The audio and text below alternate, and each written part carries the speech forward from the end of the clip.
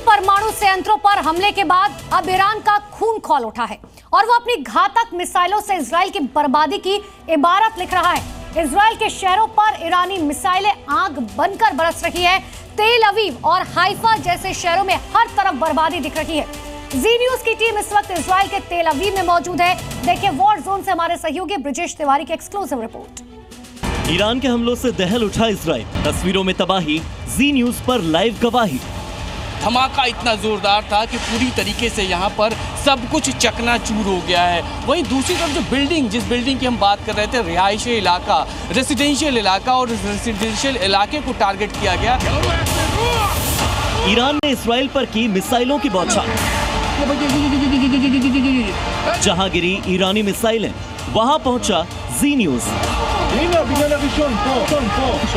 यहाँ पे आपको सायरन बजेगा और सायरन बजने के बाद जो यहाँ पर शेल्टर्स बनाए गए हैं, जो बंकर्स बनाए गए हैं, वो यहाँ पर लोग यहाँ पर इकट्ठे होने शुरू हो गए हैं। तेल अवीव और हाइफा में बज रहे हमलों के सायरन।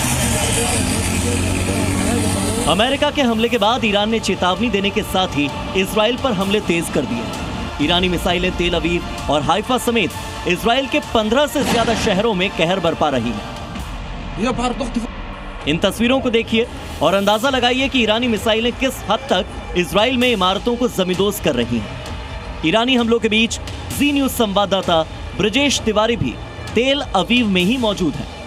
तेल अवीव को टारगेट किया गया और टारगेट रेसिडेंशियल इलाके के उस एंगल में, उस जगह की तस्वीरें मैं अब आपको दिखाने जा रहा हूं जो टारगेट पे था, जो सेंटर ऑफ टारगेट था। अगर आप इस रेसिडेंशियल इलाके की इस बिल्डिंग को देखें तो यहीं बीचों बीच वो बॉम्ब आकर गिरा, जिसके पास आसपास जितनी भी इमारतें थीं सबको नुकसान पहुंचा। यहाँ की तस्वीरें अगर आप देखें तो अब यहाँ पर रेस्क्यू के तौर पर काम किया जा रहा है। रेस्क्यू यानी जो मलबा है उसको हटाया जा रहा है। अब फोर्सेज आपको हर जगह यहाँ पर दिखाई देंगी। बिल्डिंगें टूट चुकी हैं, बिल्डिंग के जो हिस्से हैं वो मलबे में तब्दील हो चुके हैं। हमलों के बाद मची तबाही के बाद तेल अवीव में रेस्क्यू अभियान चलाया जा रहा है। ईरानी मिसाइलें और बम से बर्बाद हुई बिल्डिंग्स का मलबा हटाया जा रहा है। यूएस के हमले के बाद लगातार इस बात का कयास लगाया जा रहा था कि अब ईरान रिटेलिएट करेगा और रिटेलिएशन हुआ। फिलहाल मैं जिस इलाके में मौजूद हूँ वहाँ की तस्वीर देखिए। तेल अवीव से तकरीबन 8 किलोमीटर दूर का ये पूरा इलाका, और यहाँ पर आज सुबह जब बॉम्बार्डिंग की गई, जब मिसाइल्स यहाँ पर दिखे तो उसके बाद इन इलाकों में यहाँ पर आके मिसाइल्स गिरे, रॉकेट्स यहाँ पर गिरे, अटैक किया गया था। और इसके बाद अगर आप यहाँ की बिल्डिंगों को देखें तो भारी नुकसान, रिहायशी इलाका, रेसिडेंशियल इलाका। हालांकि लगातार इजराइल इस बात को कह रहा था कि उनके रेसिडेंशियल इलाके पे अटैक किए गए, और ये तस्वीरें साफ बताती हैं। तस्वीरों में अगर मैं दिखाऊं आपको तो यहाँ से आगे चलते रहिए, और यहाँ पे चूंकि अब सफाई का भी काम किया जा रहा है, पूरी तरीके से इलाके को साफ कर दिया जाएगा। लेकिन इस बीच जो आसपास की पूरी बर्बादी अगर आप देखें तो दुकानें यहाँ पे थी, यहाँ पे तमाम शोरूम्स थे, उनको टारगेट किया गया, निशाना बनाया गया, और जोरदार, इतनी जोरदार आवाज़ थी कि आवाज़ के बाद कांच के जो शीशे थे, जो शीशे टूट गए। टूटने के बाद जो घर है यहाँ पे, एक बार फिर से मैं आगे बढ़ने की कोशिश करके दिखाता हूँ आपको कि कितना बड़ा, कितना विध्वंसक ये पूरा नुकसान है। सामने जो आप घर देख रहे हैं, फ्लैट देख रहे हैं, उन फ्लैटों की तस्वीर देखिए, हालात देखिए। जो फ्रंट पोर्शन है, जो शीशे, बालकनी जो बनी हुई है, उनको नुकसान पहुंचाया गया है। और ये पूरा रेसिडेंशियल इलाका है। रेसिडेंशियल इसलिए मैं बार बार कह रहा हूं क्योंकि जहां तक आपकी नज़र यहाँ पर जाएगी, हर तरफ आपको रेसिडेंशियल फ्लैट्स दिखाई देंगे, मकान दिखाई देंगे,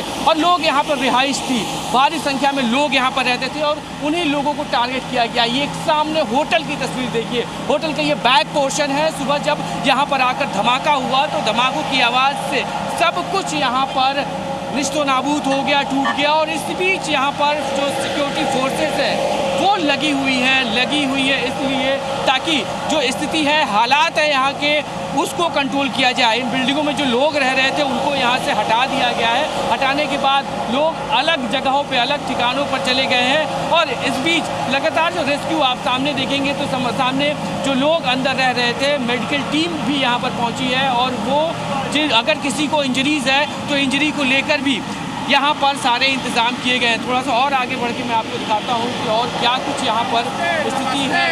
नमस्ते, नमस्ते। You understand Hindi? No, Marathi. Marathi. In English? English is good. want to know about the situation over here. How We live here. you live here? And what actually happened? What actually happened to you? We were in the shelter. This is my daughter, Leela. Her name is Indian, Leela. What actually in the morning happened here? Yes, there was a bomb falling, very strong. We were in a very good shelter, very good underground shelter. Iran के हमले में तेल अवीव के रिहायशी इलाकों में तबाही है। साथ ही कई होटल्स और शोरूम पर भी बम और मिसाइलों का अटैक हुआ है। यहाँ पर अगर आप तस्वीरें आप देखें तो ये एक शोरूम है और शोरूम के जो कांच है वो टूट चुके हैं। धमाका इतना ज़ोरदार था कि पूरी तरीके से यहाँ पर सब कुछ चकनाचूर हो गया है। वहीं दूसरी तरफ जो जिस बिल्डिंग की हम बात कर रहे थे, रिहायशी इलाका, रेसिडेंशियल इलाका, और रेसिडेंशियल इलाके को देखिए, ये ग्लास यहाँ पर विंडो था, कोई विंडो टूटकर यहाँ पर गिरा हुआ है।